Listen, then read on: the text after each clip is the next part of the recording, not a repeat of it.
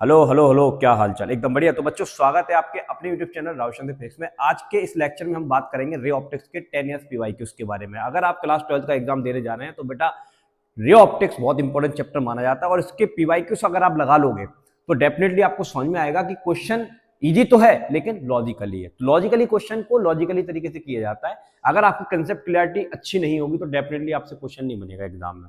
तो अगर आपको क्वेश्चन को उड़ाना है, न्यूमेरिकल को करना है, कैसे अप्रोच करना है, तो उसके लिए आपको पीवाईक्यूज लगाने पड़ेंगे। तो आज के इस लेक्चर में सारे मोस्ट इंपोर्टेंट पीवाईक्यूज हम करेंगे, और जल्दी आपको नए चैप्टर्स की पीवाईक्यू सीरीज भी देखने को मिलेगी। क्लास में आगे बढ़ने से पहले एक इन्फॉर्मेशन दे दूं, ये टेलीग्राम चैनल है, ज्यादा ऑडियंस तो नहीं है, बट आप लोगों को इस लेक्चर में जो भी कुछ पढ़ाया जाएगा उसका कंप्लीट पीडीएफ आपको यहां देखने को मिल जाएगा।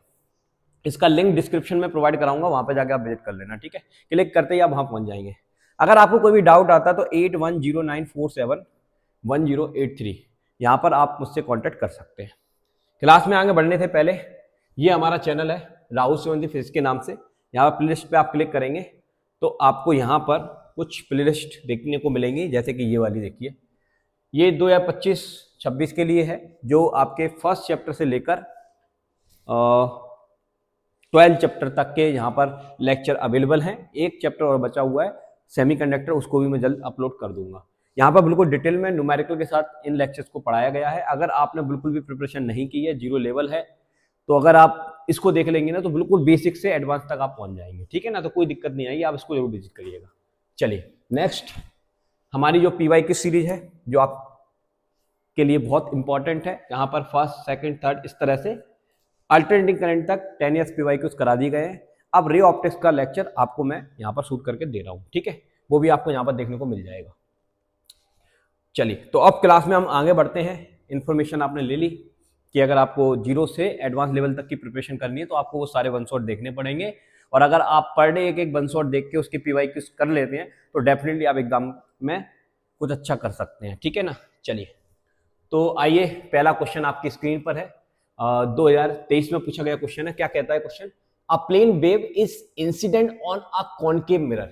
एक प्लेन वेव है, प्लेन वेव मतलब ऐसे इस तरह से मान लीजिए, और ये किस पर डाली जा रही है? कॉनकेव मिरर पर डाली जा रही है, ठीक है। तो कॉनकेव मिरर मैं बना लेता हूं, यहाँ पर ये बनाया मैंने कॉनकेव मिरर, ठीक है भाई, ये कॉनकेव मिरर है। अब आपको एक चीज पता होगी कि हमें डायग्राम बनाना आता है, रे डायग्राम। तो रे डायग्राम में क्या होता है, जब रे पैरेलल आती है कॉनकेव मिरर पर तो आफ्टर रिफ्लेक्शन कहां से होकर जाती है? फोकस से। यानी कि ये जो आपका प्लेन मिरर होता है, सॉरी, ये जो कॉनकेव मिरर होता है वो कन्वर्जिंग मिरर है, यानी कि लाइट को कन्वर्ज कर देता है एक पॉइंट पर। उस पॉइंट को क्या कहते हैं? फोकस। तो अगर यहां से जो प्लेन वेव फ्रंट इस पर स्ट्राइक करेगा तो उसका शेप एक्चुअल में कैसा होगा? तो आंसर है कॉनकेव ही होगा। इस तरह से ऐसे ऐसे करते हुए वो भी एक पॉइंट पे जाके फोकस हो जाएगा, कन्वर्ज हो जाएगा। अब हमसे यहां पर पूछा जा रहा है द रेलेट क्या लिखा है? Reflected wave is a spherical wave of radius. तो जो रिफ्लेक्टेड हो रही है वेव, उसका हमको क्या बताना है? रेडियस बताना है। ये आपके ऑप्शंस है। तो देखिए, आपको एक बात पता होगी कि एफ बराबर क्या होता है भाई? एफ बराबर कॉनकेव मिरर के लिए r/2 होता है। तो भाई यहां पर जब ये स्ट्राइक करेगा प्लेन वेव फ्रंट तो बनेगा तो कॉनकेव, तो कॉनकेव का जो रेडियस होगा वही इसका रेडियस होगा, यानी कि आपका आंसर आ जाएगा r/2। तो r/2 इसका करेक्ट आंसर होगा, क्योंकि जो फोकल लेंथ होती है वो रेडियस की कैसी होती है? हाफ होती है, ना कि r होती है। तो ये आपका ऑप्शन होगा, ठीक है। चलिए, अब बढ़ते हैं अगले क्वेश्चन की तरफ। अब अगले क्वेश्चन में बेसिकली आपसे ये पूछा जा रहा है कि define the terms focal length. Focal length किसको कहते हैं? मिरर की फोकल लेंथ किसको कहते हैं? तो आपको पता होगा कि ये कोई एक मिरर है, कॉनकेव हो या कॉन्वेक्स हो, दोनों के लिए एक ही डेफिनेशन है। इसके पोल से फोकस तक का जो लेंथ होता है उसको हम क्या कहते हैं? फोकल लेंथ कहते हैं। कॉनकेव के लिए ये नेगेटिव होता है, कॉन्वेक्स के लिए पॉजिटिव होता है, ये आपको पता होगा। तो मैंने इसकी डेफिनेशन लिखी है, the distance between the principal focus and pole of the mirror is called as focal length, ठीक है। अब यहां पर हमसे एक रिलेशन पूछा जा रहा है कि आपको एक रे डायग्राम बनाना है और हमको एक रिलेशन डिफाइन करना है फोकल लेंथ और रेडियस ऑफ कर्वेचर के बीच। तो बड़ा आसान है, आप इसकी डेरिवेशन देखिए। यहां पर आपके सामने एक कॉनकेव मिरर मैंने इस तरह से बनाया, ठीक है। ये इसका प्रिंसिपल एक्सिस हो गया। पोल और सेंटर ऑफ कर्वेचर से जाने वाली लाइन क्या कहलाती है? प्रिंसिपल एक्सिस कहलाती है। तो ये आपका एक प्रिंसिपल एक्सिस है, ठीक है। अब यहां से हमने एक रे ले ली है, इंसिडेंट रे, जिस पॉइंट पर स्ट्राइक करेगी उसको पॉइंट ऑफ इंसिडेंट कहेंगे। तो यहाँ पर एम एक पॉइंट ऑफ इंसिडेंट है, और पॉइंट ऑफ इंसिडेंट से जो नॉर्मल प्लॉट करते हैं वो सी को टच करेगा, तो ये आपका एक नॉर्मल हो गया। तो ये इंसिडेंट रे नॉर्मल के साथ जो एंगल बनाएगी वो थीटा, और ये जो रिफ्लेक्टेड रे है नॉर्मल के साथ जो एंगल बनाएगी उसे एंगल ऑफ रिफ्लेक्शन। और आपको लॉज ऑफ रिफ्लेक्शन पता है, जितना एंगल आई होता है उतना ही एंगल आर होता है। तो ये थीटा है तो ये भी थीटा होगा, ठीक है। इसी तरह से ये थीटा है तो ये भी थीटा होगा ज्योमेट्री से। अगर ये थीटा और थीटा 2 थीटा होते हैं तो ये एंगल भी कितना हो जाएगा, 2 थीटा हो जाएगा, कोई दिक्कत वाली बात नहीं है। अब इस लोकेशन से हमने प्रिंसिपल एक्सिस पर एक नॉर्मल प्लॉट कर दिया, एक परपेंडिकुलर प्लॉट कर दिया, जिसको हमने नाम दिया एम डी। वही सारी लैंग्वेज मैंने यहाँ पर लिखी हुई है, आप देख सकते हैं। Let theta be the angle of incident and M D be the principal perpendicular from M on principal axis. Then अब हमने यहाँ पर कुछ एंगल वगैरह माने हुए हैं, जैसे कि आप देख पा रहे होंगे यहाँ पर क्या एंगल माना हुआ है, एम सी पी। कहाँ है, देखो ये एम है और ये सी है और ये पी है, कितना एंगल है, थीटा, तो थीटा लिखा है। अब आप देखिए एम एफ पी, ये एंगल कितना है, 2 थीटा है ज्योमेट्री से, क्योंकि ये टोटल 2 थीटा है तो ये भी कितना होगा, 2 थीटा होगा, क्योंकि आपको पता है ना ज्योमेट्री से, अगर ये एंगल थीटा है तो ये एंगल थीटा होगा, ये 2 थीटा है तो ये 2 थीटा होगा, नो प्रॉब्लम। चलिए, और रे अगर इस डायरेक्शन में आ रही है और हम डिस्टेंस हमेशा पोल से मेजर करते हैं, तो पोल से फोकस तक का डिस्टेंस फोकल लेंथ, लेकिन साइन कैसा आएगा, माइनस। पोल से सी तक का डिस्टेंस आर, लेकिन साइन कैसा आएगा, माइनस, क्योंकि रे इधर आ रही, चल इधर रहे, तो माइनस साइन आ जाएगा। अब इनमें रिलेशन दिखाना तो कुछ नहीं है, आपको एक काम करना है, ट्रायंगल जो यहां पर देखने को मिल रहा है, देखिए कौन सा वाला हमने ले लिया, एम सी पी, ये वाला एंगल ले लिया, सॉरी डी वाला, अच्छा ये नॉर्मल डाला हुआ है ना अपन ने, तो हमने ये वाला एंगल लिया, देखो एम सी डी दिस। तो इस ट्रायंगल में आप देखेंगे तो आपको एंगल कितना मिलेगा, थीटा देखने को मिलेगा। तो यहां पर हम लगाएंगे tan थीटा, तो ये हमने लगाया tan theta.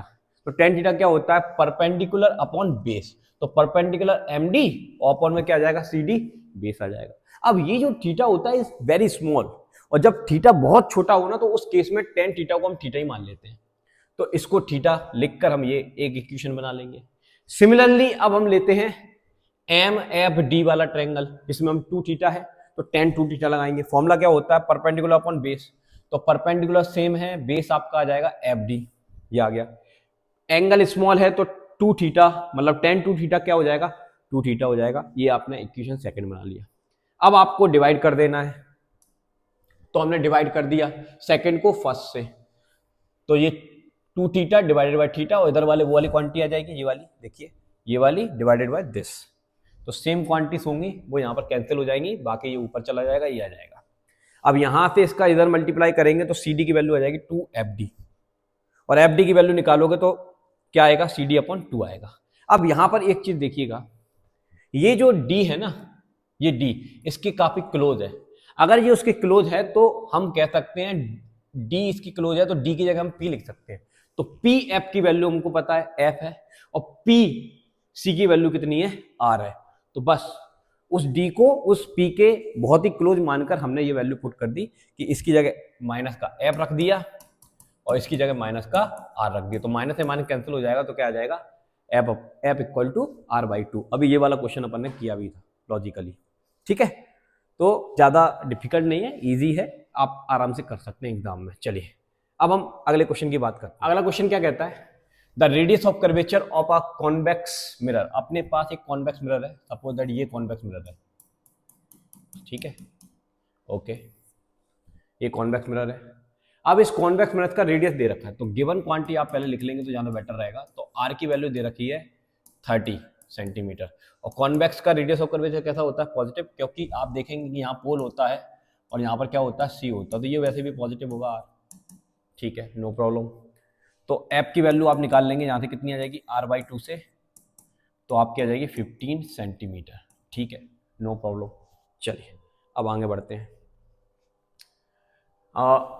A form an image of an object which is half the size of the object. तो जहां पर जो इमेज फॉर्मेट हो रहा है वो साइज ऑफ ऑब्जेक्ट के हाफ है, ये अकॉर्डिंग टू क्वेश्चन लिखा है मैंने। साइज ऑफ ऑब्जेक्ट का कैसा है, हाफ है जो इमेज फॉर्मेट हो रहा है, ठीक है। तो यहां से ओ को नीचे ले आएंगे, तो हमको मिल जाएगा 1/2। अब आप जानते हैं size of image divided by size of object क्या होता है, m होता है। और m का एक फॉर्मूला और जानते हैं, माइनस v अपॉन क्या होता है, u, मिरर के लिए। तो इस तरह से ये सब आपस में इक्वल है, तो हम कह सकते हैं कि 1/2 equal to minus v upon u, no problem. तो यहां से आप किसी भी चीज की वैल्यू निकाल सकते हैं, जैसे कि मैं u को इधर लेके जाऊंगा तो माइनस का क्या आ जाएगा, 2v आ जाएगा, तो ये u आ गया v के टर्म्स में। चलो, तो हमको निकालना क्या है यहाँ पर बेसिकली, तो find the separation between the object and the image. Object और इमेज के बीच का डिस्टेंस निकालना है।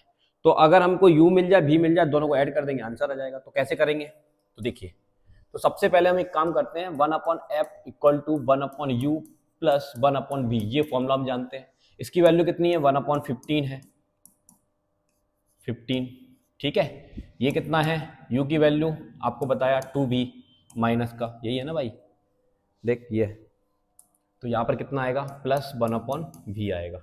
ओके जी, तो 1/15, तो ये आप सॉल्व करेंगे तो 2v आ जाएगा, तो ये माइनस का 1 और ये प्लस का 2, तो 1/15 और ये कितना आ जाएगा आपका 1/2v, सही है। तो इस 2 को इधर भेजिए, तो ये आपको मिलेगा 2/15 इक्वल टू 1/v, इन्वर्ट कर देंगे तो 15 अपॉन कितना आ जाएगा, 2 आ जाएगा, 15 अपॉन कितना आ जाएगा, 2। तो ये आ गया आपका ऑब्जेक्ट का डिस्टेंस, सॉरी इमेज का डिस्टेंस आ गया। अगर आप इसको सॉल्व कर लेंगे तो कितना आ जाएगा, 7.5 गलत लिख रहा हूँ, अच्छा 7.5 सही तो है, 7.5 सेंटीमीटर। अच्छा एक बार माइनस देख लें, यहाँ पर ये प्लस का था, ये सब ठीक, ये आ जाएगा। ओके, नाउ ऑब्जेक्ट का डिस्टेंस कितना आएगा, तो देखिए इधर ये है माइनस का 2 प्लस b, माइनस का 2b है ना, तो माइनस का 2 मल्टीप्लाई b की वैल्यू कितनी है, 15/2, तो 2 से 2 कट जाएगा तो कितना आ जाएगा, माइनस का 15। और हमको वैसे भी पता है कि ऑब्जेक्ट को हम यहाँ रखते हैं, यहाँ पर ये साइज ऑफ ऑब्जेक्ट, तो ये जो डिस्टेंस होता है u, उसको नेगेटिव लिया जाता है, और नेगेटिव आया है। कैसा आया है बेटा, नेगेटिव आया है, ठीक है। तो ये 15 आया है, वो कितना आया है, 7.5 आया। आप इसको ऐड कर लेंगे तो आपका आंसर आ जाएगा। तो ये यहाँ पर मैंने पूरा करके दिखाया हुआ है, तो इसका आंसर कितना आ जाएगा, 15 प्लस दिस 22.5 सेंटीमीटर। तो ये आपको सॉल्व करके भी दिखाया है, यहाँ पर एक्सप्लेन कर दिया, ठीक है। समझ में आ गया भाई क्वेश्चन, कोई दिक्कत इसमें, नो प्रॉब्लम। चलिए अब आगे बढ़ते हैं, अगला क्वेश्चन देखिए। अगला क्वेश्चन क्या कहता है, a object is kept 20 centimetre is front of a concave mirror. इस बार अब हमने ऑब्जेक्ट को कॉनकेव मिरर के सामने रखा है। ये आपके सामने कॉनकेव मिरर है, यहां पर एक ऑब्जेक्ट को रखा हुआ है। ऑब्जेक्ट का डिस्टेंस दे रखा है हमें 20 सेंटीमीटर, ठीक है, मतलब u है, तो u की वैल्यू माइनस की होती है। तो ये गिवन क्वांटिटी आपके सामने, तो गिवन क्वांटिटी क्या है, u बराबर माइनस का 20 centimetre, no problem. Radius of curvature इसकी हमको दे रखी है r बराबर 60 सेंटीमीटर, और हमको पता है कॉनकेव मिरर के लिए माइनस की होती है। तो f की वैल्यू कितनी आ जाएगी, माइनस का 60 डिवाइडेड बाई 2 कर देंगे तो 30 आ जाएगी, माइनस का डायरेक्टली लिख देते हैं, माइनस का 30 centimetre, 30 centimetre. Find the nature and position of the image. बिल्कुल आसान क्वेश्चन है, आपको नेचर निकालना, कैसे निकालेंगे, सबसे पहले आप भी निकालेंगे, तो क्या फॉर्मूला यूज करेंगे, 1/f equal to 1/u plus 1/v, ये फॉर्मूला यूज करेंगे। इसमें सारी वैल्यू रखेंगे, आपको v की वैल्यू मिलेगी। तो चलिए वो मैंने यहाँ पर टाइम वेस्ट ना करते हुए यहाँ पर करके दिखाया हुआ है, ये देखिए, ये हम इसकी वैल्यू पुट कर देंगे, इसकी वैल्यू पुट कर देंगे, और v की वैल्यू हमारी आ जाती है, बहुत इजीली कैलकुलेशन है, 60। अब हमें नेचर निकालना, तो नेचर निकालने के लिए सबसे पहले आपको m निकालना पड़ेगा। तो m का फॉर्मूला क्या होता है, माइनस v/u होता है। तो v की वैल्यू आपने निकाली 60 और u की वैल्यू कैसी है, माइनस की 20, तो माइनस से माइनस मरेगा और 20 से 60 जाएगा 3 टाइम में। तो आप देखेंगे कि m की वैल्यू प्लस आई है 3, तो यहां पर जो पॉजिटिव साइन आता है वो आपको बताता है नेचर। तो पॉजिटिव का मतलब होता है इमेज कैसी बनी होगी, वर्चुअल, और वर्चुअल है तो पक्का इरेक्ट होगी, सीधी। और अगर m की वैल्यू 3 आ जाए, ठीक है ना, अगर m की वैल्यू 3 आ गई, तो 3 आने का मतलब क्या होता है, n लार्ज बड़ा आ गया, तो यहां पर जो इमेज बनेगा वो कैसा बनेगा, मैग्नीफाइड बनेगा नेचर में, ठीक है। तो बहुत इजी क्वेश्चन था ये, हमने किया है। अच्छा, अगला क्वेश्चन क्या है? अगला क्वेश्चन ये कह रहा है कि एन ऑब्जेक्ट इज, ये 2019 में पूछा गया क्वेश्चन है, an object is kept in front of a concave mirror of focal length this. तो आपको गिवन है बेटा फोकल लेंथ किसकी? कॉनकेव मिरर की, तो वो लिख दूंगा माइनस का 15 सेंटीमीटर। ठीक है, no problem. The image format is real, इससे रियल इमेज बनती है, and three times size, 3 times the size of the object. जो इमेज बन रही है वो ऑब्जेक्ट के साइज का 3 टाइम्स है, मतलब ऑब्जेक्ट के साइज का कितना है? 3 गुना है। तो यहां से आई अपॉन ओ निकालेंगे तो ये कितना आएगा? 3 आएगा। अब हमको पता है, क्या पता है? एम का फॉर्मूला माइनस बी अपॉन क्या होता है? यू होता है। और ये जो आपको क्या दे रखा है? ये एम ही तो दे रखा है साहब, एम ही तो दे रखा है। और एम की वैल्यू जब हम यहाँ पुट करेंगे तो माइनस के साथ पुट करेंगे, वो कितनी है? माइनस का 3, और ये माइनस का भी यू, तो माइनस से माइनस कैंसिल, तो बी की वैल्यू आ जाएगी 3u। कितनी आ जाएगी? 3u। ठीक है, अब हमको निकालना क्या है इसमें? Calculate the distance of the object from the mirror. Okay, object का डिस्टेंस निकालना मतलब यू की वैल्यू कैलकुलेट करनी है। तो सेम थिंग, फिर से आप वही फॉर्मूला लगाएंगे, कौन सा वाला? 1/f बराबर 1/u प्लस 1/v। ठीक है, और v की वैल्यू रखेंगे तो ये पूरा u में कन्वर्ट हो जाएगा, और f की वैल्यू आपको दे रखी है, आराम से सॉल्व करेंगे। तो ये सॉल्यूशन आपके सामने है अवेलेबल, ये देखिए, ये सॉल्व किया मैंने। तो सॉल्व करेंगे तो आपका आंसर आ जाएगा कितना?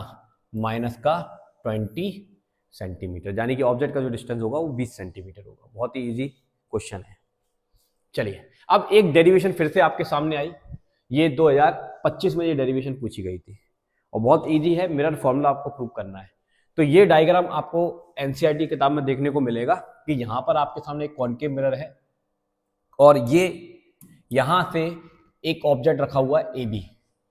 अब इस ऑब्जेक्ट का अगर हमको रे डायग्राम समझना है तो हम 3 या 2 रेज देख सकते हैं। यहाँ पर 3 रेज दिखाई गई हैं एनसीईआरटी की बुक में। तो मान लीजिए इसके हेड से फर्स्ट रे जाती है पैरेलल, तो अगर रे पैरेलल जाएगी तो आफ्टर रिफ्लेक्शन कहां से होकर जाएगी? फोकस से।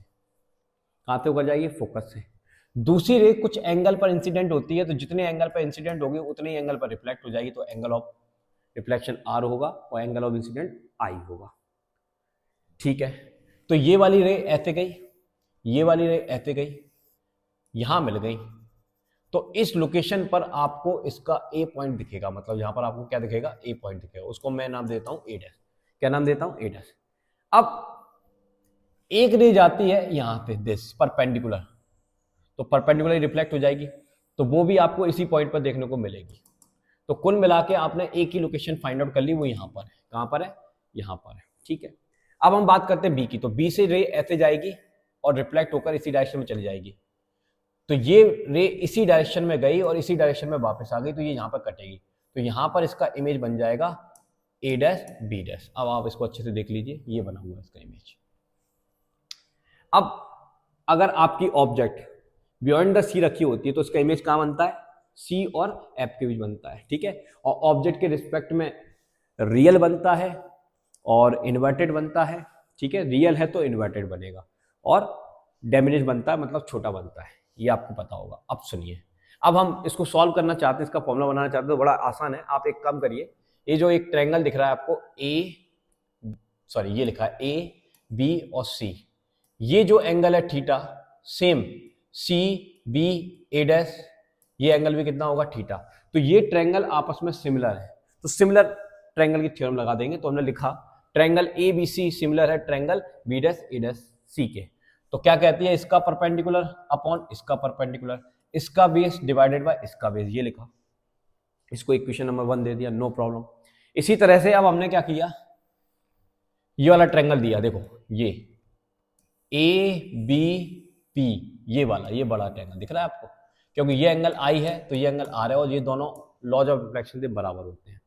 तो अब एक ये वाला ट्रायंगल आप देखेंगे, इसमें एंगल 90 डिग्री है और ये एंगल आई है, और एक ये वाला ट्रायंगल देखेंगे, इसमें भी एंगल 90 डिग्री है और ये सेम एंगल है दोनों, तो ये भी सिमिलर हो गए। तो हम कह सकते हैं कि ए बी पी सिमिलर है A dash B dash P के। तो अब हमने ये वाला ट्रायंगल लिया, ए बी पी सिमिलर है triangle A dash B dash P के, तो क्या आ जाएगा? ए बी मतलब पहले ट्रायंगल का परपेंडिकुलर बटा दूसरे ट्रायंगल का परपेंडिकुलर, पहले ट्रायंगल का बेस पी बी बटा दूसरे ट्रायंगल का बेस पी बी डैश, ये आ गया। अब क्या दिक्कत है? कोई दिक्कत नहीं है, दोनों को आपस में कंपेयर कर लीजिए तो ये वाली टर्म कैंसिल हो जाएंगी, तो आपको मिल जाएगा B C upon B dash C this, और P B upon P dash P B dash, ठीक है, नो प्रॉब्लम, ये आ जाएगा। इसके बाद अपन को बीसी की वैल्यू निकालनी, तो ध्यान से देखिए कैसे निकालेंगे।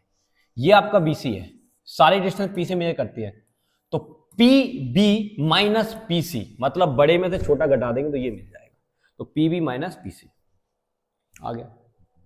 इसी तरह से हमको निकालना है बी डैश सी, तो देखिए पहले बी डैश कहाँ है, यहाँ है, सी कहाँ है, यहाँ है, तो टोटल डिस्टेंस क्या लेंगे, P C minus P B dash, तो आपको क्या मिल जाएगा, बी डैश सी, तो क्या लिखेंगे, P C minus P B dash, बस।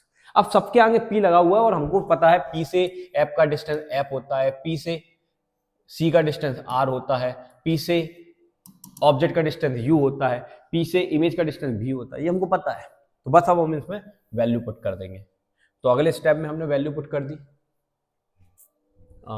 ये देखिए, तो हमें पता है, क्या पता है बेटा, कि ऑब्जेक्ट से मतलब पोल से ऑब्जेक्ट तक के डिस्टेंस को माइनस यू बोलते हैं, तो ये रखा देखो माइनस यू, यहां पर इसकी जगह क्या आएगा, माइनस यू, और इसकी जगह क्या आएगा, minus R, minus U minus minus R, ठीक है, ओके। इसी तरह से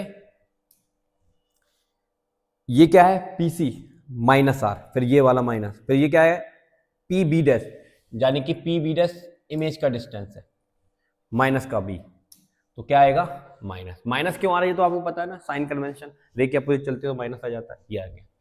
और बाकी इधर सेम, इधर क्या आएगा, माइनस बी, इधर क्या आएगा, सॉरी यहां पर आएगा माइनस यू, अपन में क्या आएगा, माइनस बी, तो माइनस यू बटा माइनस बी, तो माइनस से माइनस कैंसिल हो जाएगा, इधर माइनस माइनस प्लस, इधर माइनस माइनस प्लस, ये आ जाएगा।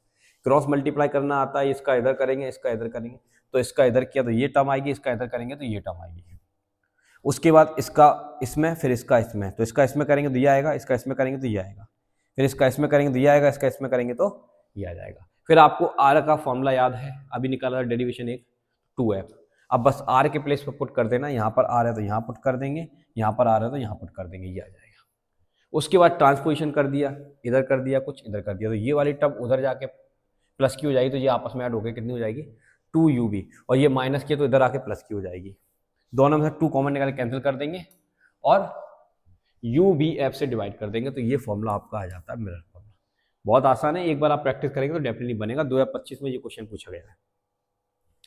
अगले क्वेश्चन की हम बात करने जा रहे हैं। यहाँ पर अगला जो क्वेश्चन है वो आपसे क्या कहता है, देखिए सेम क्वेश्चन है, अ concave mirror has radius of curvature 20। फिर से वही क्वेश्चन पूछ लिया 2025 में। आपको मिरर पे बड़े क्वेश्चन पूछे गए भाई, तो मिरर इंपॉर्टेंट है आपके लिए। अ concave mirror has radius of curvature 20 centimetre, तो आर की वैल्यू दे रखी है 20 सेंटीमीटर। कौन सा मिरर है, कॉनकेव है, तो माइनस का साइन आपको पुट कर देना है, तो एफ की वैल्यू कितनी आ जाएगी, माइनस का 10 सेंटीमीटर आ जाएगी, नो प्रॉब्लम। उसके बाद आपसे कहा जा रहा है कि calculate the distance of an object from the mirror. आपको डिस्टेंस निकालना है किसका, ऑब्जेक्ट का, मतलब यू कैलकुलेट करना है, आपको यू कैलकुलेट करना है। लेकिन आपको क्या दे रखा है, इन्होंने दे रखा है from N image of magnification, मतलब एम की वैल्यू दे रखी है -2, और आपको पता है कॉनकेव मिरर के लिए माइनस का होता तो माइनस का दिया है। Also find the location of image, image का लोकेशन भी हमको निकालना। तो कैसे करेंगे, बहुत आसान है। देखिए पहले m की हेल्प लेंगे, तो m की हेल्प से क्या हो जाएगा, v अपॉन यू, तो m की वैल्यू कितनी आएगी -2, v अपॉन यू, माइनस से माइनस मरेगा, तो आप यहां से v की वैल्यू निकालोगे 2u, ठीक है। इसके बाद आप फॉर्मूला लगाएंगे, सेम कैलकुलेशन है सबकी, 1 upon you plus 1 upon v, ये फॉर्मूला आपको लगाना है। अब इस फॉर्मूले में आप देखेंगे कि f आपको दे रखा है -10, ये रखा आपने, u आपके पास है नहीं तो उसको u ही रहने दीजिए, लेकिन v आपके पास u की टर्म में ये आ जाएगा। बस इसको सॉल्व करना है, 2u एलसीएम आएगा, इसको सॉल्व कर लेंगे। तो ये मैंने आपको बिल्कुल यहाँ पर करके दिखाया हुआ है, तो देखिए ये सॉल्व करेंगे हम, तो सॉल्व करेंगे तो ये आपका u की वैल्यू आ जाती है कितनी, -15 सेंटीमीटर। ये तो कैलकुलेशन है छोटी सी, आप कर लेंगे। अब ये जो u की वैल्यू आई है इसको हम कहाँ पुट कर देंगे, इसमें रखेंगे, तो 15 टू जा कितना हो जाएगा 30, तो बी की वैल्यू कितनी आ जाएगी 30। बस, तो आपको यू फाइंड आउट करना था, ये आपने निकाला, बी फाइंड आउट करना था, ये निकाला। कंसेप्ट आपको समझ में आया होगा कैसे करना था। अब इसमें और क्या पूछा है, नेक्स्ट पॉइंट में यहाँ लिखा हुआ है कि if the silver cotton around the centre of a concave mirror is removed, तो जो सिल्वर कॉटन है उसको सेंटर वाला लोकेशन पर हमने उसको रिमूव कर दिया है, तो will the mirror still, mirror वही है तो उसका इमेज फॉर्मेशन का क्या होगा, तो भाई इमेज उस ऑब्जेक्ट का तो वही बनेगा बट थोड़ा सा उसका ब्राइटनेस क्या हो जाएगा, कम हो जाएगा। तो इसका आंसर आप एक लाइन में क्या लिख दोगे, yes the image is formed at the edges but the brightness is reduce, तो ब्राइटनेस की थोड़ी सी क्या हो जाएगी, कम हो जाएगी। चलिए अगला जो क्वेश्चन है ये बिल्कुल लॉजिकल क्वेश्चन है, क्या कह रहे हैं, the focal length of a concave mirror in air, तो एयर में फोकल लेंथ है कॉनकेव मिरर की वो एफ है, ठीक है। When the mirror is immersed in a liquid, अब इस मिरर को एक लिक्विड में हम इमर्ज करा देते हैं, तो उसके जिस लिक्विड का रिफ्रैक्टिव इंडेक्स आपको दे रखा है 5/3 दे रखा है, तो उसकी फोकल लेंथ पर क्या इफेक्ट पड़ेगा, तो पहली बात तो फोकल लेंथ का फॉर्मूला क्या होता है r/2, तो फोकल लेंथ रेडियस पर डिपेंड करती है, रेडियस बदलेगी नहीं, और वैसे भी आप किसी मिरर को पानी में डुबाएंगे तो उसके चारों ओर के मीडियम से उसकी फोकल लेंथ पर कोई इफेक्ट नहीं आता है, क्योंकि वो उसके फॉर्मूले में उसकी जो फोकल लेंथ का फॉर्मूला उसमें मीडियम होता ही नहीं है, देखो ना आर होता है ना, तो आर बदला नहीं है तो आपने एफ कैसे चेंज हो जाएगा, तो वो एफ ही रहेगा, तो इसका आंसर क्या आ जाएगा एफ। ये 2025 में क्वेश्चन पूछा गया था, कितना लॉजिकली, ठीक है ओके। अगला क्वेश्चन क्या कहता है यहाँ पर, a beam of light travel from air, एक लाइट की बीम है जो एयर में ट्रेवल कर रही है, ठीक है करने दो, into a medium it speed and wavelength in the medium are this, तो जब वो मीडियम में इंटर करती है, दूसरा मीडियम जो भी है उसमें इसकी मान लो यहाँ पर हवा में जो स्पीड है वो उसको मैं बोल देता हूँ va, और जब वो मीडियम में जाएगी तो उसकी स्पीड, मीडियम की स्पीड आपको दे रखी है सवाल में 1.5 × 10⁸ मीटर पर सेकेंड, और इसी मीडियम का आपको क्या दे रखा है, यस वेवलेंथ दे रखा है मीडियम का, वो दे रखा है 230 नैनोमीटर। तो हमसे क्या पूछ रहा है, the wavelength of light in air, तो एयर में लाइट की क्या वेवलेंथ रही होगी वो हमको निकालना है, तो हम इसको कैसे करेंगे, तो कैसे करेंगे इसको भाई, तो देखिए बड़ा आसान क्वेश्चन है, किस तरह से किया जाएगा। तो सबसे पहले आप एक चीज देखिए कि आपके पास एक फॉर्मूला होता है स्पीड ऑफ लाइट का, क्या फॉर्मूला होता है, c बराबर लैम्डा इंटू न्यू, ये फॉर्मूला होता है कि नहीं, चलो बहुत बढ़िया।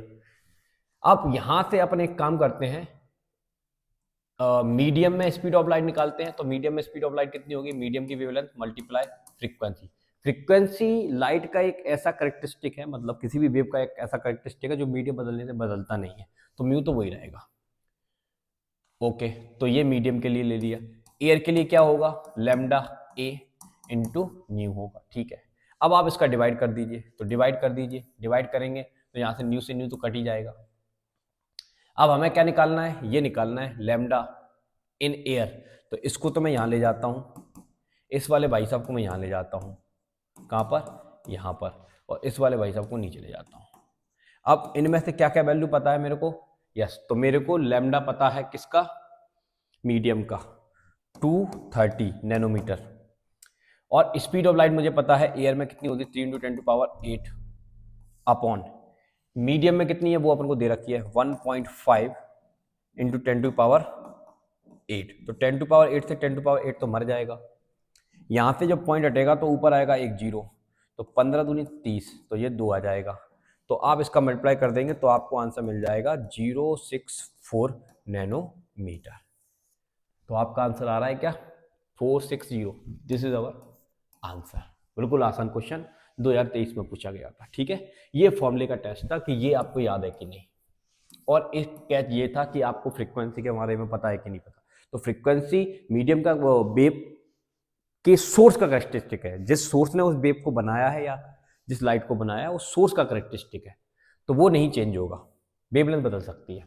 तो उसका कैलकुलेशन मैंने यहाँ पर दोबारा से करके दिखाया हुआ है, ये आप देख सकते हैं। चलिए अब अगले क्वेश्चन की तरफ आते हैं, ये एक बढ़िया क्वेश्चन है, 2025 में पूछा गया था। क्या क्वेश्चन है, अ टैंक इज फिल्ड, एक टैंक है आपके पास इस तरह से, दिस इस टैंक में आपने पानी भर के रखा हुआ है, इस टैंक की हाइट दे रखी है, चलो हाइट लिख लेता हूं मैं, h बराबर 30 सेंटीमीटर, सेंटीमीटर में ठीक है लिख दिया, मीटर में चेंज करेंगे तो कितना आएगा 0.3 मीटर, ओके 100 से डिवाइड कर देंगे।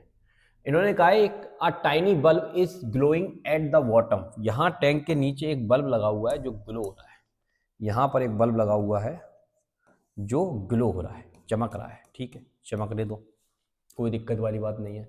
ये जो टैंक में जो लिक्विड फिल है उसका रिफ्रैक्टिव इंडेक्स दे रखा है √2, कितना दे रखा है √2, ओके। हमसे पूछा जा रहा है calculate the diameter of an क्या लिखा है opaque disc floating symmetrically on the liquid surface that can cut off completely the light from the bulb that comes out of the liquid surface. क्या मतलब है, देखिए यहां से जो लाइट जाएगी, ऊपर तो हवा है नीचे पानी है, अगर ये लिक्विड है ना बेटा, ये लिक्विड है, लिक्विड है, और ऊपर क्या होगी एयर होगी। और आपको एक प्रिंसिपल पता है कि जब लाइट डेंसर से रेयर में जाती है तो क्या होता है, उसका टोटल इंटरनल रिफ्लेक्शन हो सकता है। तो देखते हैं, ये देखिए ये लाइट गई ऐसे और ये लाइट गई ऐसे, और ये मान लीजिए नॉर्मल है यहाँ पर, अगर ये angle of incident critical angle हो गया तो ये लाइट कितना एंगल बना लेगी, यस 90 एंगल बना लेगी, यानी कि इसका जो भी रिफ्लेक्शन होगा उसमें एंगल जो बनेगा कितना बनेगा 90 डिग्री। अरे भाई इंसिडेंट एंगल वो वाला एंगल पर ये इंसिडेंट हुई जिस एंगल पर रिफ्लेक्शन एंगल कितना हो गया 90, तो इसको क्रिटिकल एंगल बोलते हैं। अब यहां से जो लाइट जा रही होगी दिस, अब इसका एंगल स्वाभाविक सी बात है क्रिटिकल एंगल से ज्यादा होगा, और क्रिटिकल एंगल से ज्यादा होगा तो ये लाइट वापस नीचे आ जाएगी, मतलब इसका टोटल इंटरनल रिफ्लेक्शन हो जाएगा। सेम थिंग ये जो लाइट जा रही होगी, अगर मैं यहाँ पर नॉर्मल बनाता हूँ और ये क्रिटिकल एंगल है तो ये लाइट तो इस तरह से पैरेलल हो जाएगी, क्योंकि ये एंगल कितना हो जाएगा 90 डिग्री हो जाएगा। लेकिन इससे यहां से जाने वाली लाइट जो होगी वो क्रिटिकल एंगल से ज्यादा एंगल रखती है तो वो वापस आ जाएगी, यानी कि उसका टोटल इंटरनल रिफ्लेक्शन हो जाएगा। तो अब हम ये समझ पा रहे हैं यहाँ पर कि इस बल्ब से जो भी लाइट आएगी, ये वाली ये वाली ये वाली ये वाली ये जितनी भी लाइट आएगी तो यहाँ पर ये सारी की सारी रिफ्लेक्ट होकर अंदर चली जाएगी। तो यहाँ पर आपको दिखेगा डार्क और यहाँ पर भी आपको क्या दिखेगा डार्क, बट ये वाली जो लाइट है, ये वाली जो लाइट आ रही है, ये ये कुछ ना कुछ एंगल पर क्या होंगी रिफ्रैक्ट होंगी। तो रिफ्रैक्ट होंगी तो यहाँ पर आपको एक ओपेक टाइप का दिखेगा, इस तरह का सर्कल टाइप का मिल जाएगा। इसी का हमको डायामीटर पूछा जा रहा है इस सवाल में, ये हमको डी निकालना है, इसका क्या निकालना है डी। तो कैसे निकालेंगे, तो इसके लिए क्या तरीका अपनाएंगे, तो देखिए सबसे पहले हम एक चीज जानते हैं, क्या साइन IC बराबर क्या होता है 1/μ, ये हमको पता है, ये फॉर्मूला रिफ्रैक्टिव इंडेक्स का ये फॉर्मूला पता है। अब आपको यहां पर साइन IC बराबर 1/μ की वैल्यू दे रखी है √2, कितनी दे रखी है √2, ठीक है। अब आपको पता होना चाहिए कि 1/√2 साइन में कितने डिग्री की वैल्यू होती है, तो 1/√2 साइन में 45 डिग्री की वैल्यू होती है बेटा। तो साइन से साइन हट जाएगा तो IC आपको कितना मिल जाएगा 45 डिग्री, यानी कि इस लिक्विड जो भी इसके अंदर लिक्विड भरा हुआ है उसके लिए 45 डिग्री का एंगल बन रहा है। कितने डिग्री का एंगल बन रहा है 45 डिग्री का एंगल बन रहा है। अब इस डायग्राम को थोड़ा मैं यहां पर आपको दिखाता हूं, ये मैंने वैसे कि अलग ही बना के रखा हुआ है, ठीक है, ये वही सवाल है जो मैं यहां पर आपको दिखा रहा हूं, ठीक है। तो इस तरह से हमने ये इसकी वैल्यू निकाली थी, कितनी आई थी 45। अब ये जो 45 आ गई है ये वाली, देखिए ये लाइट ऐसे जा रही है ना, यहां से नॉर्मल होगा, तो ये एंगल कितना है IC बोलिए या फिर इसको C बोल दिए, दोनों का मतलब यही है। तो ये एंगल IC है तो ये एंगल भी कितना होगा IC होगा, और हमें ये चाहिए R, और ये R मिल जाएगा तो इसका हम डबल कर देंगे तो हमको डायमीटर मिल जाएगा, यही मतलब है। तो अब हम क्या करते हैं, ये IC है तो ये IC है, और ये हमको पता है पहले से इस सवाल में H, तो हम यहां पर क्या कर सकते हैं, लगा सकते हैं इसके लिए tan थीटा, कितना लगा सकते हैं tan थीटा। तो tan थीटा का फॉर्मूला क्या होता है tan 45, क्योंकि ये वैल्यू कितनी आई 45, तो क्या आएगा परपेंडिकुलर अपॉन बेस। तो tan 45 की वैल्यू तो कितनी होती है 1, तो H का गुणा करेंगे तो H ही आएगा, मतलब R। तो R जो आपको मिलेगा वो कितना मिलेगा, जो भी H की वैल्यू थी कितनी थी 30, 30 सेंटीमीटर मिलेगा। और हमें क्या निकालना है सर, डायमीटर निकालना है, तो डायमीटर के लिए डबल कर देंगे तो ये आ जाएगा आंसर। ठीक है, तो बहुत ही इजी क्वेश्चन है, बस आपको इस डायग्राम का लॉजिकल समझ में आना चाहिए कि यहां से जो लाइट जा रही है एक ना एक एंगल ऐसा मिलेगा जिस पर क्रिटिकल एंगल ऐसा मिलेगा, मतलब इस लिक्विड डेंसर से रेयर में जा रही है तो क्रिटिकल एंगल के बाद इधर से आने वाली जितनी भी रेज होंगी उन सबका टोटल इंटरनल रिफ्लेक्शन होगा, क्योंकि वो जो एंगल होगा इंसिडेंट एंगल वो क्रिटिकल एंगल से ज्यादा होगा।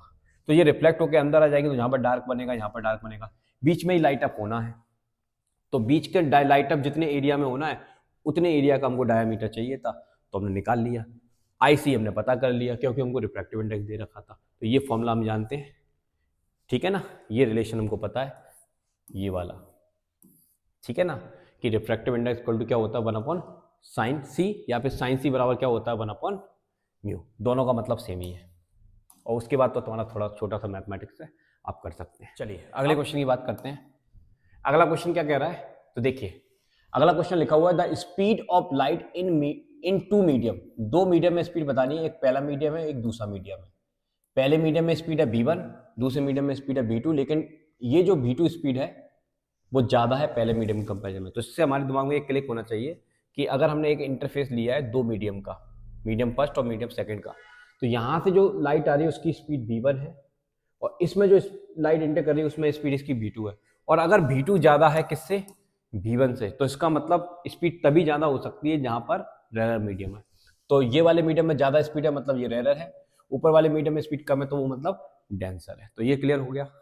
अच्छा, अब आगे की बात सुनिए क्या लिखा है, for a ray of light to undergo total internal reflection at the interface of these two media it must be incident from, तो किस एंगल पर वो इंसिडेंट की वो हमको बताना है। तो बड़ा आसान है, देखिए कैसे करेंगे। तो अप्लाइंग स्नेल्स लॉ, इससे भी कर सकते हैं या फिर हमारे पास एक डायरेक्ट फॉर्मूला होता है उससे भी कर सकते हैं। चलो इससे कर लेते हैं, अप्लाइंग स्नेल्स लॉ। तो अप्लाइंग स्नेल्स लॉ में जिस मीडियम से आ रही है भाई, ये इसका नाम क्या है डेंसर, तो डेंसर मीडियम का refractive index multiply denser medium का साइन, ये लिखा। फिर जिस मीडियम में जा रही है उस मीडियम का रिफ्रैक्टिव इंडेक्स मल्टीप्लाई उसका साइन, ये लिखा। अब टोटल इंटरनल रिफ्लेक्शन में ये जो आई होता है वो क्रिटिकल एंगल होता है और क्रिटिकल एंगल पर रिफ्लेक्शन एंगल 90 डिग्री होता है, तो ये आ जाएगा 90 डिग्री, ये आई से। तो यहां से ये तो हो गया 1, इसको नीचे भेज देंगे तो साइन आई सी बराबर इतना आ जाएगा। और ये है रिफ्रैक्टिव इंडेक्स, और रिफ्रैक्टिव इंडेक्स का मतलब होता है पहले मीडियम में स्पीड बटा दूसरे मीडियम में स्पीड। तो अब यहां से साइन को उधर ले जाएंगे तो आईसी की वैल्यू मिल जाएगी। तो शायद यही अपना ऑप्शन है, कौन सा वाला, नंबर 1, ये करेक्ट ऑप्शन है। ठीक है, तो 2025 में बिल्कुल सिंपल क्वेश्चन पूछा गया था, लॉजिकली आपको समझना है कैसे। अगला क्वेश्चन देखिए क्या कहता है, ये भी सेम वही क्वेश्चन है, आप point light source rest on the bottom. तो देखो फिर से वही वाली कहानी आ गई कि आपके सामने एक इस तरह से टैंक है, इसमें एक सोर्स ऑफ लाइट है, यहां पर है वो, यहां से जाने वाली लाइट और यहां से जाने वाली लाइट, अगर क्रिटिकल एंगल है ये, तो ये लाइट कितना एंगल बनाएगी 90 डिग्री, और 90 डिग्री पर सीधी चली जाएगी तो यहाँ पर डार्क दिखेगा आपको। सेम थिंग यहाँ पर भी क्या दिखेगा, डार्क। क्यों दिखेगा, क्योंकि अब इससे अगली रे जो होगी वो रिफ्लेक्ट होकर टोटल इंटरनल रिफ्लेक्शन के बाद नीचे आ जाएगी, क्योंकि यहाँ पर अब आई की वैल्यू जो होगी वो क्रिटिकल एंगल से ज़्यादा होगी। यहाँ से जाने वाली रेस के लिए भी आई की वैल्यू क्रिटिकल एंगल से ज़्यादा होगी तो वो रिफ्लेक्ट हो जाएंगे बस। तो बीच में से आने वाली रेस ही हमारी आंखों में आएंगी रिफ्रैक्ट होकर, ये वाली। अच्छा ओके, तो ये आपके सामने इस तरह का एक डिजाइन देखने को मिलेगा कोन जैसा। अच्छा, तो अब हम क्या करेंगे, इसमें हमको क्या दे रखा है, इस लिक्विड का रिफ्रैक्टिव इंडेक्स दे रखा है 1.25, ठीक है, और हाइट दे रखी है भाई साहब 10 सेंटीमीटर, ठीक है, कोई दिक्कत नहीं है। Calculate the critical angle for liquid air interface, तो क्रिटिकल एंगल निकालना है तो ये फॉर्मूला होता है साइन आई सी बराबर 1/म्यू। तो साइन आई सी म्यू की वैल्यू कितनी है बताइए, 1.25 दे रखी है, तो पॉइंट हटेगा तो 2 जीरो आ जाएंगी, 25 से ये 4 बार में चला जाएगा, 25 से ये 5 बार में चला जाएगा, ठीक है। तो आपके पास आ जाएगा साइन आई सी बराबर 4/5 आ जाएगा, कितना आ जाएगा दिस। अब इसको ये हमने लिया, ये ऐसे रे जा रही है और ऐसे चली जा रही है दिस, ठीक है, और इसको मैं ऐसे मिला देता हूं, मान लो, ठीक है। तो ये आपका कौन सा एंगल है? क्रिटिकल एंगल है। और क्रिटिकल एंगल की वैल्यू आपने निकाली जो अभी आपने देखी, यही है ना क्रिटिकल एंगल दिस, ये नॉर्मल डालो मान लो, ठीक है, ओके। तो हमसे इसमें क्या पूछा है? क्रिटिकल एंगल, वो तो हमने निकाल लिया। दूसरे पॉइंट में क्या पूछा है? Radius of the circular light pitch formed on the surface by light emergence from the source. तो हमको ये निकालना है, ये वाला रेडियस, ये वाला रेडियस निकालना है दिस, ये रेडियस निकालना है, ये वाला। तो ये आर हम कैसे निकालेंगे? तो इस आर को निकालने के लिए हम एक काम करेंगे, इस ट्रायंगल में लगाएंगे tan थीटा, मतलब tan आई से लगा देंगे। तो tan का फॉर्मूला क्या होता है? परपेंडिकुलर। तो परपेंडिकुलर तो ये देखो, ये आर है तो ये भी आर होगा, तो परपेंडिकुलर तो आर हो गया, और बेस क्या हो जाएगा? एच, तो बेस हो जाएगा एच। तो यहां से हम क्या निकालना चाह रहे हैं? आर निकालना चाह रहे हैं। तो आर निकालना चाह रहे हैं तो आर की वैल्यू क्या आ जाएगी? एच मल्टीप्लाई tan आई सी आ जाएगी, ये आ जाएगी, ठीक है। एच की वैल्यू हमको दे रखी है tan ही दी थी ना सवाल में, tan, ठीक है, tan रख दी, ओके, ये tan है। अब tan आई सी की वैल्यू चाहिए हमको। तो देखिए, अगर मैं यहाँ पर एक ट्रायंगल बनाने की कोशिश करता हूँ, ये एंगल आई सी मान लेता हूँ, और साइन की वैल्यू मुझे पता है क्या है? 4/5, मतलब ये 4 है, ये 5 है। तो 5 और 4 का अगर आप पाइथागोरस थ्योरम से सॉल्व करेंगे तो ये आएगा। तो tan का फॉर्मूला क्या होता है? Perpendicular upon base. तो परपेंडिकुलर कितना है? 4, और बेस कितना है? 3। तो मल्टीप्लाई कर देंगे तो r की वैल्यू कितनी आ जाएगी? 40/3 सेंटीमीटर। ये आ गया आंसर। तो बहुत आसान है, सेम वैसा ही क्वेश्चन है जैसे अभी किया था, सेम वैसा ही क्वेश्चन है। इसका कंप्लीट सॉल्यूशन यहाँ पर दिखाया गया है, आप देख लेना। देखो ये लिखा हुआ है पूरा अच्छे से, ठीक है, ये पूरा डायग्राम बना के अच्छे से यहाँ पर लिखा हुआ है, ठीक है। तो आप यहाँ से देख लेंगे। अगले क्वेश्चन की तरफ आते हैं। अगला क्वेश्चन क्या कहता है? A spherical convex surface of radius of curvature R. एक स्फेरिकल कॉन्वेक्स सरफेस है हमारे पास, ये एक कॉन्वेक्स सरफेस है दिस, इस तरह से, जिसका ये पोल हो गया, ये सेंटर हो गया, तो रेडियस ऑफ कर्वेचर आर है, ठीक है। अगर ये रिफ्रैक्टिव इंडेक्स μ1 1 है, तो ये रिफ्रैक्टिव इंडेक्स ग्लास का 1.5 है, ठीक है। From air, light from a point source placed in air. यहां पर कोई एक पॉइंट सोर्स रखा हुआ है, और कितनी डिस्टेंस पे रखा हुआ है पोल से? तो वो दे रखा है r/2, मतलब u की वैल्यू दे रखी है r/2, और ये माइनस होगा, ठीक है। From the surface fall on it, ये सरफेस पर यहां से लाइट जो होती है वो फॉल होती है इस तरह से। तो find the position and nature of the image form. तो इमेज का पोजीशन और उसका नेचर बताना है। तो बहुत आसान है, इसके लिए डायरेक्ट आप एक फॉर्मूला लगाएंगे, μ2/v माइनस μ1/u बराबर μ2 माइनस μ1 बटा r। बस इतना सा काम है, इसमें वैल्यू को आपको पुट करना है और सॉल्व कर लेंगे तो आपका आंसर आ जाएगा। तो कैलकुलेशन में आपको दिखा देता हूँ इसकी। तो देखिए, ये डायग्राम बनाया मैंने, ये फॉर्मूला लगाया मैंने। तो μ2 आपको दे रखा है 1.5 लिखा है यहाँ पर, और μ1 हमको पता है एयर का कितना होता है 1। u की value according to question r/2 है, और v की वैल्यू हमको नहीं पता, तो v रहेगा, वो हमको निकालना है ये। तो इसको हमने सॉल्व किया तो ये 0.5 आएगा, ये 2 ऊपर चला जाएगा, ये आ जाएगा।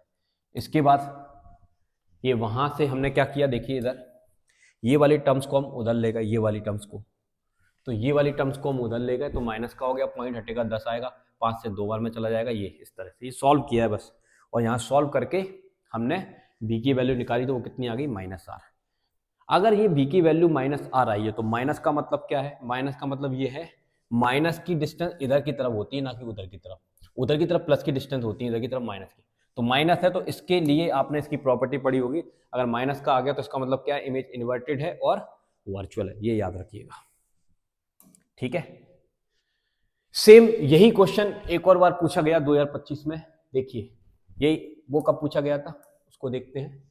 ये भी 2025 में किसी एक सेट में पूछा गया था। सेम यही क्वेश्चन दूसरे सेट में भी पूछा गया था 2025 में। सेम वही क्वेश्चन है। देखिए, इसमें आपको अब डिस्टेंस दे दिया और यहाँ पर रेडियस ऑफ कर्वेचर दे दिया, ये माइनस का 12 दिया है, प्लस का 30 दिया है। यही फॉर्मूला लगाना है और सेम वैल्यू को पुट करके आपको v की वैल्यू निकाल लेनी है। तो ये v की वैल्यू आपने कैलकुलेशन करके निकालेंगे तो ये आ जाती है आपकी दिस। कैलकुलेशन पूरा कर देखा और माइनस का आ गया तो मतलब नेचर ऑफ इमेज कैसा है, वर्चुअल है और इन्वर्टेड है। बिल्कुल आसान क्वेश्चन पूछा गया था। चलिए अब ये केस स्टडी प्रॉब्लम है, इसमें क्या है तो आप ध्यान सुन लेना। When a ray of light propagate from a denser medium to rare medium. अब हमारे दिमाग में समझ में आना चाहिए कि लाइट जो जा रही है वो डेंसर से रेयर में जा रही है, तो क्या होगा भाई, टोटल इंटरनल रिफ्लेक्शन हो सकता है। कब हो सकता है, जब आपका angle of incident greater than हो किससे, एंगल ऑफ क्रिटिकल एंगल से, ठीक है, तब होगा। तो यहां पर पहला क्वेश्चन आपसे क्या कह रहा है, आप ध्यान सुन लीजिए। पहला क्वेश्चन आपसे कह रहा है for a ray incident at the critical angle, ray incident हो रही है क्रिटिकल एंगल पर, द एंगल ऑफ रिफ्लेक्शन कितना होगा। तो देखो ये तो बड़ा आसान है। पहली बात तो जब ये रे ऐसे जाती है क्रिटिकल एंगल पर, तो क्रिटिकल एंगल पर ये जो वैल्यू होती है वो कितनी होती है, 90। तो इसका आंसर तो बिल्कुल सबको पता ही होगा, डी हो जाएगा। कितना हो जाएगा, ऑप्शन नंबर डी। अगले क्वेश्चन की बात करते हैं। अगला क्वेश्चन क्या दे रखा है, a ray of light of wavelength 600 nanometre आपको गिवन है बेटा। वेवलेंथ, लाइट की वेवलेंथ दे रखी है कितनी, 600 नैनोमीटर। तो नैनोमीटर को मीटर में चेंज करेंगे तो 10 टू पावर कितना आ जाएगा, माइनस का 7 मीटर। कितना आ जाएगा, 10 टू पावर माइनस का 7 मीटर। ये तो पता ही होगा ना, 1 नैनोमीटर कितना होता है, 10 टू पावर माइनस 9। ओके, और ये जो वेवलेंथ दे रखी है वो किस में दे रखी है इन्होंने, लाइट की वेवलेंथ है, ठीक है, वाटर में जा रही है। वाटर का रिफ्रैक्टिव इंडेक्स इन्होंने दे रखा है कितना, 4/3, ठीक है, on the water air interface, ठीक है, at an angle less than the critical angle. अगर जो एंगल है वो लेस देन क्या है, क्रिटिकल एंगल है, तो क्या होगा, तो आंसर है रिफ्रैक्शन होगा। अगर आपका ये जो इंसिडेंट एंगल है, अगर angle of incident critical angle है, तब तो ये सीधी चली जाएगी पैरेलल इस तरह से, और अगर उससे कम है तो इसका क्या हो जाएगा, रिफ्रैक्शन हो जाएगा। क्या हो जाएगा, रिफ्रैक्शन। तो यहां पर रिफ्रैक्शन हो रहा है, तो उससे एसोसिएटेड क्या लिखा हुआ है, the wavelength associated with the refracted रे। तो रिफ्रैक्टेड रे से रिलेटेड जो वेवलेंथ चाहिए वो हमको बतानी है। तो इनमें से क्या आंसर होगा, तो कैसे करेंगे। अब हमको ये पता है म्यू और ये पता है, तो हम क्या करें, सबसे पहले एक काम करते हैं। देखिए इधर हमें एक फॉर्मूला पता है स्पीड ऑफ लाइट का, लैम्डा इंटू न्यू, ये फॉर्मूला पता है हमको। इससे क्या फायदा होगा, इससे हम न्यू निकालेंगे। न्यू क्यों निकालेंगे, क्योंकि चाहे मीडियम बदल जाए आपकी फ्रीक्वेंसी नहीं बदलती, तो न्यू हम निकालेंगे। तो न्यू निकालने का फॉर्मूला क्या आएगा, सी अपॉन लैम्डा। सी हमको दे रखा है, सी हमको पता भी है, 3 × 10⁻⁴ कितना होता है, 8, ठीक है। लैम्डा की बात करें तो लैम्डा हमको पता है क्या, लैम्डा हमको पता है कितना, 6 × 10⁻⁻⁷, ठीक है ना। ओके, तो ये कैंसिल हो जाएगा 2 टाइम में, ठीक है। तो ये कितना हो जाएगा 0.5, और ये 10 टू पावर ऊपर जाके कितना हो जाएगा भाई, 15 हो जाएगा आपका। कितना हो जाएगा, 15। ओके, तो यहाँ से एक पॉइंट हटा दोगे तो 10, तो ये एक 10 यहाँ से गया, तो 5 × 10 टू पावर कितना आ जाएगा, 14 हर्ट्ज। यानी कि ये तो आपको मिल गई वो जो लाइट आ रही है उसकी फ्रीक्वेंसी। अब इसका यूज हम करेंगे, कहाँ करेंगे बताते हैं आपको। देखिए अब हम क्या निकालेंगे, म्यू का फॉर्मूला हम जानते हैं। म्यू का फॉर्मूला क्या होता है, speed of light in vacuum, speed of light in medium. तो मीडियम कौन सा है, वाटर। तो वाटर की बात करेंगे तो वाटर को इधर ले जाएंगे और सी अपॉन म्यू को इधर ले जाएंगे, ठीक है। अब सी की वैल्यू तो हमको पता है 3 × 10⁻⁴ कितनी होती है, 8 होती है, ठीक है। और म्यू हमको दे रखा है पानी का, कितना, ये दे रखा है 4/3। तो 3 कहाँ चला जाएगा, ऊपर चला जाएगा, ठीक है। तो ये कितना हो जाएगा, तो ये हो जाएगा 9/4 हो जाएगा इंटू 10⁸ मीटर पर सेकेंड। ओके जी, इसमें कोई दिक्कत वाली बात नहीं है, ये आ गया आपको। ओके, चलिए अब अगर आप इसको सॉल्व करना चाहें तो आप कर सकते हैं कि 1/4 का मतलब होता है 0.25 होता है। कितना होता है? 0.25। अगर आप इसमें 9 का मल्टीप्लाई कर देंगे तो कितना आएगा? तो 9 का मल्टीप्लाई करेंगे, 9 पंजे 45, 45 का 5, कैरी की 4, 9 दूनी 18, 18 और 2 22, तो ये आ जाएगा 22। पॉइंट कितने डिजिट बाद है? 2 डिजिट बाद है, तो ये आ जाएगा। तो अगर आप इसका डिवाइड कर लेंगे तो आपको स्पीड मिल जाती है वाटर में, वो कितनी मिलेगी?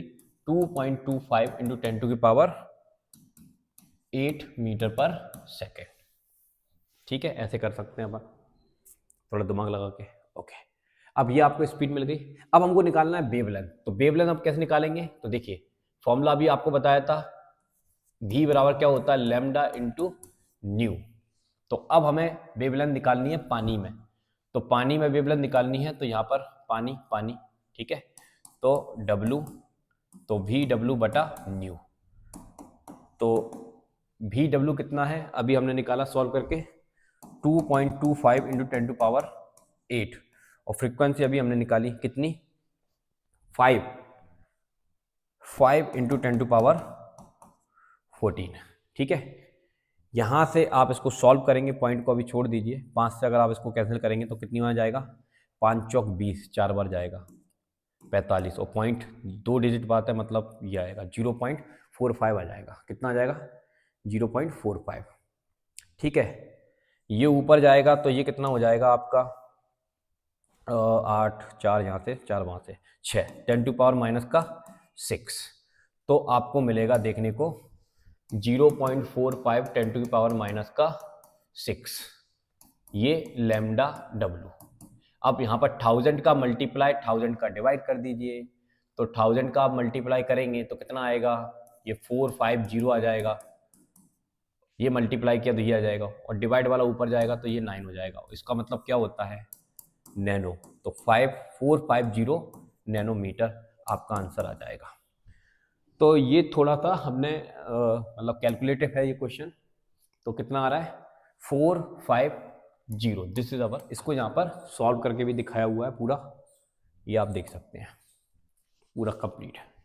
ठीक है, चलिए अब अगला जो क्वेश्चन है वो क्या कहता है? ये क्वेश्चन क्या कह रहा है? द इंटरफेरेंस ए बी, ये आपके पास इंटरफेस है, सॉरी इंटरफेरेंस नहीं, इंटरफेस है ए बी, ये इंटरफेस है बिटवीन ए एंड बी। ए और बी के बीच में एक इंटरफेस है। ओके, ठीक है, कोई दिक्कत वाली बात नहीं है। In the denser medium a, a आपका डेंसर मीडियम है, तो ये कैसा मीडियम हो जाएगा? रेरर मीडियम हो जाएगा। बी आपका रेरर मीडियम हो जाएगा, और ए आपका डेंसर मीडियम हो जाएगा। The incident ray P Q, एक इंसिडेंट रे है पी क्यू, पी क्यू, ठीक है, makes an angle of horizontal, यहां से 30 डिग्री का कोण बना रही है, 30 degree with the horizontal. The refractive रे इज पैरेलल, और रिफ्रैक्टेड रे जो है वो पैरेलल है, पैरेलल है। और पैरेलल कब होती है? अब आपको समझ में आ रहा होगा, पैरेलल इसलिए होती है जब ये क्रिटिकल एंगल हो तो ये पैरेलल हो जाएगी, तो ये 90 डिग्री हो जाएगा। अब आप लोगों को पता है ये टोटल 90 डिग्री है, तो ये 60 डिग्री होगा। कितना होगा? 60 डिग्री। ठीक है, तो हमसे क्या पूछा जा रहा है? The refractive index of medium B with respect to A. Refractive index बताना बहुत आसान है, स्नेल्स लॉ लगाएंगे, applying Snell's law, applying Snell's law. तो स्नेल्स लॉ क्या होता है? पहले मीडियम का साइन डिवाइडेड बाय दूसरे मीडियम का साइन बराबर होता है रिफ्रैक्टिव इंडेक्स। ठीक है, तो ये तो हो गया साइन 91, और ये 60 डिग्री है, ये आपको समझ में आया। 90 में 30 जाएगा, 60 बचेगा, और साइन 60 वैल्यू कितनी होती है? √3/2। तो म्यू की वैल्यू कितनी आ गई? √3/2। पहला आंसर करेक्ट है। तो ये भी बिल्कुल सरल क्वेश्चन आया। चलिए ये सॉल्व करके दिखाया है यहाँ पर, देख लीजिए आप कितना आंसर आएगा, √3/2। ओके, अब इसी का एक और क्वेश्चन है, मतलब उसी के और में दे रखा था कि two medium A and B are separated by a plane boundary, the speed of light in medium A and B is this. Medium A में इतनी स्पीड है, मीडियम बी में इतनी स्पीड है। The critical angle for a ray of light going from medium A to B, तो critical angle बताना है। तो क्रिटिकल एंगल का फॉर्मूला हमको पता है, साइन सी बराबर क्या होता है 1/μ, और म्यू को हम इस तरह से लिख देते हैं।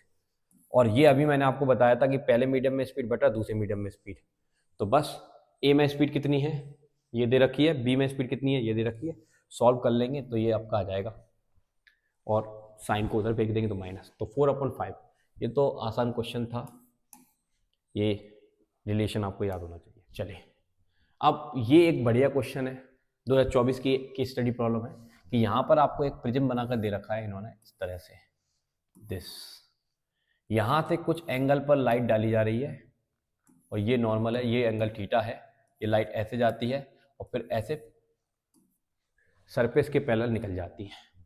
तो कोई चीज़ सरफेस के पैरेलल कब निकलेगी, अगर आप यहाँ पर नॉर्मल डालने की कोशिश करेंगे तो ये 90 डिग्री होगा तभी तो निकलेगी ना पैरेलल, यानी कि क्या होगा, क्रिटिकल एंगल बनेगा। यहाँ पर कौन सा एंगल बनेगा, क्रिटिकल एंगल। ये एंगल जो होगा वो क्रिटिकल एंगल होगा। अगर मैं इसको R1 बोलता हूँ, इसको R2 बोलता हूँ, तो R2 क्रिटिकल एंगल होना चाहिए, तब जाके ये ऐसा बनेगा। अगर हम ये एंगल निकालना चाहते हैं तो ये एंगल कितना होगा, तो आंसर है 90 माइनस क्रिटिकल एंगल होगा।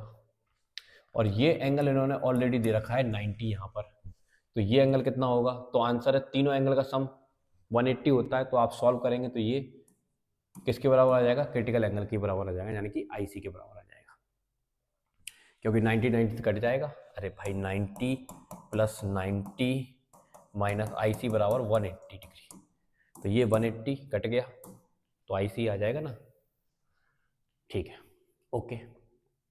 अब ये जो R1 है इसकी वैल्यू मुझे चाहिए, तो मैं कैसे निकाल सकता हूँ इस R1 की वैल्यू, तो इस R1 की वैल्यू मैं ऐसे निकाल सकता हूँ, देखिए कि एक फॉर्मूला होता है A बराबर R1 प्लस R2, ये फॉर्मूला होता है। तो ये 90 डिग्री दे रखा है और R1 मुझे चाहिए, तो R2 की वैल्यू कितनी है, क्रिटिकल एंगल है, देखो ना R2 क्रिटिकल, तो यहाँ से R1 की वैल्यू कितनी आ जाएगी, 90 माइनस IC आ जाएगी, तो ये R1 मिल गया मुझे, क्या मिल गया, R1। चलिए अब हम क्या करते हैं, ये पॉइंट कुछ दे देते हैं P और ये पॉइंट को नाम दे देते हैं Q। तो पॉइंट P पर, at point P applying Snell's law. तो स्नेल्स लॉ क्या कहता है, पहले मीडियम का साइन, मतलब पहले मीडियम का साइन साथ में रिफ्रैक्टिव इंडेक्स। तो रिफ्रैक्टिव इंडेक्स क्या होगा, एयर, क्योंकि यहाँ पर तो हवा है और इसके अंदर क्या होगा, गिलास, ठीक है। तो पहले मीडियम का रिफ्रैक्टिव इंडेक्स बराबर दूसरे मीडियम का रिफ्रैक्टिव इंडेक्स मल्टीप्लाई दूसरे मीडियम का साइन, वो कितना है, R1, ठीक है।